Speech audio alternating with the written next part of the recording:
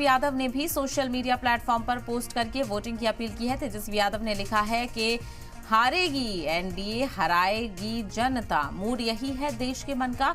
और आज तीसरे मरहले की सभी सीटों पर वोटिंग करें और अपने घर वालों और दोस्तों की वोटिंग की भी जिम्मेदारी उठाएं।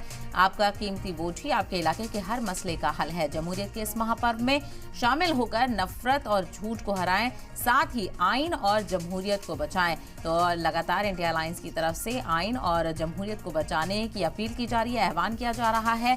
और चूंकि कई दिग्गज लीडरों की किस्मत भी दांव पर है, वो भी अपने हक राय दही का इस्तेमाल कर रहे हैं और सोशल मीडिया के जरिए से भी वोटरों को बेदार करने की कोशिश की जा रही है। हारेगा एनडीए, हराएगी जनता, मूड यही है देश के मन का। तो ऐसे में देखना दिलचस्प होगा कि जो अपीलें इंडिया अलायंस कर रहा है और या जो अपीलें एनडीए कर रहा है वोटरों से, वोटर किस समझदारी के साथ और किस सोच के साथ इसको लेकर वोट करते हुए नजर आएंगे।